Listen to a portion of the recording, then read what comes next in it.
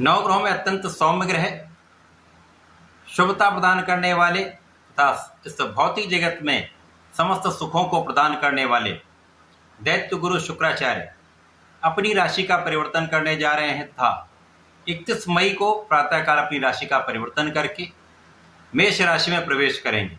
मेष राशि में प्रवेश कुछ विशेष योग बनाने वाला है। कुछ विशिष्टता यहाँ पर प्राप्त होने वाली है। ये अलग अलग राशि के जातकों के लिए अलग अलग भाव में बनकर अलग अलग परिणामों की प्राप्ति कराने वाला होगा। जय श्री गणेश। नमस्कार, मैं आचार्य संजय द्विवेदी। मेरे समस्त प्रबुद्ध दर्शकों का मेरे चैनल पर हार्दिक स्वागत है। प्रिय दर्शकों, आज मैं कन्या राशि के लिए शुक्राचार्य के इस राशि परिवर्तन का, उनसे बनने वाले युगों का किस प्रकार का परिणाम आपको प्राप्त होने वाला है, किन किन भावों में प्रबलता आ जाएगी, इस समय का आप कैसे उपयोग कर पाएंगे, अथवा कहीं पर कोई समस्या या अवरोध है तो उसका क्या निराकरण है, संपूर्ण विश्लेषण मैं पूर्ण तर्क के साथ करने जा रहा हूं।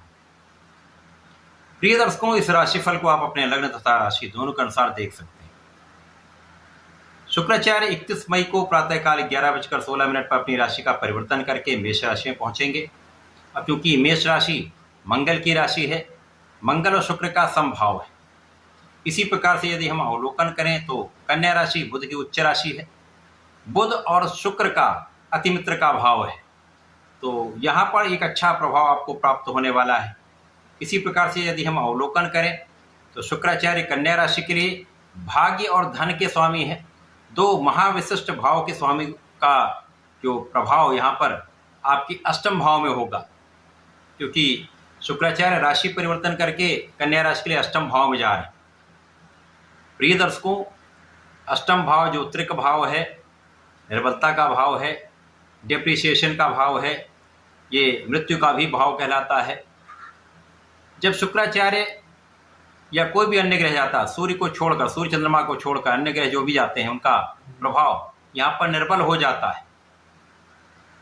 अब शुक्राचार्य का अष्टम भाव में गोचर निर्बलता के भाव में होगा। इसी के साथ साथ ये मंगल की राशि में होंगे।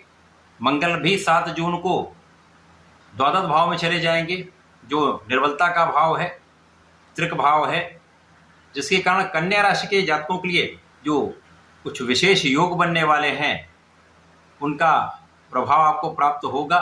कुछ लाभ मिलेंगे, परंतु कुछ यहाँ पर आपको सावधानी की भी आवश्यकता होने वाली है। अब क्योंकि भाग्य और धन के स्वामी होकर अष्टम भाव में होंगे, तो जिनके कारक भाव निर्बल हो जाएंगे। और जो नैसर्गिक रूप से शुक्राचार्य का प्रभाव क्या है, ये आपको जीवन के बड़े सुख प्रदान करते हैं।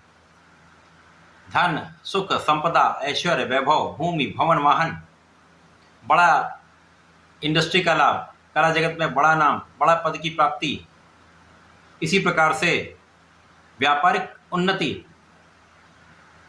जेंट्स ज्वेलरी का लाभ, ये समस्त नैसर्गिक जो प्रभाव है शुक्राचार्य के, संतान का सुख तथा स्त्री सुख, ये भी शुक्राचार्य प्रदान करते हैं। अब शुक्राचार्य अष्टम भाव में होकर निर्बल हो जाएंगे, तो ये कारक भाव भी निर्बल हुए तथा जिन भाव के स्वामी हैं वो भी निर्बल हो जाएंगे।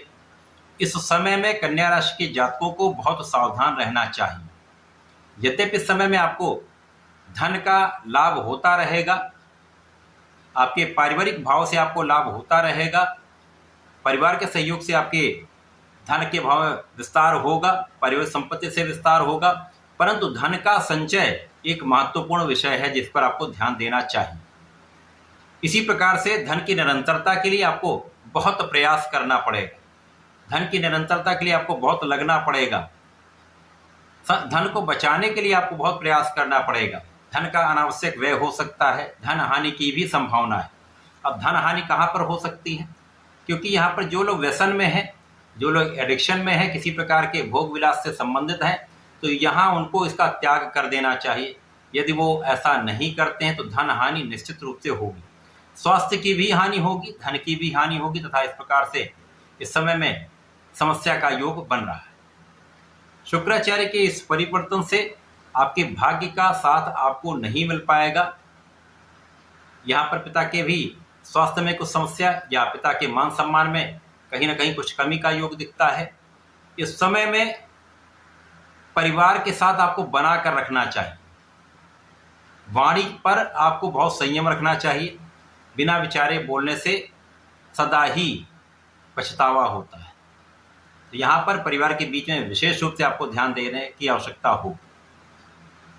बाकी समय में मौसम के कुछ रोग हो सकते हैं, पेट से संबंधित कुछ समस्याएं हो सकती हैं, अतः अपने खाने पीने पर पूर्ण नियंत्रण आपको रखना चाहिए। अपने फिटनेस पर, अपने हेल्थ पर आपको ध्यान देना चाहिए, योगा प्राणायाम करना चाहिए। यहाँ पर अनावश्यक यात्राएं आपको थकाने वाली होंगी, यहाँ पर बिना कारण यात्राएं आपका धन व्यय कराने वाली होंगी।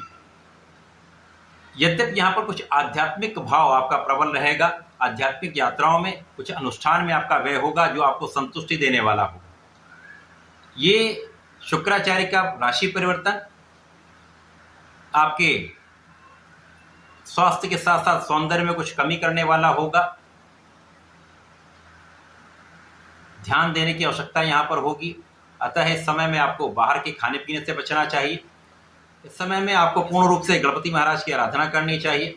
ओम गंगणपतये नमः का 108 बार जप करना चाहिए तथा नमः शिवाय पंचाक्षर मंत्र का यदि जप करेंगे तो समस्याओं से बचेंगे। तथा प्रत्येक बुधवार को भगवान भोलेनाथ पर यदि जलार्चन करके शहद का अर्पण करते हैं, बेलपत्र का अर्पण करते हैं, दूर्वा का अर्पण करते हैं तथा गणपति जी को भोग अर्पित करते हैं तो विशेष लाभ आपको प्राप्त होंगे। इन समस्याओं से आप मुक्ति पाएंगे, रोगों से मुक्ति पाएंगे, अपने व्यसनों पर आप नियंत्रण कर पाएंगे।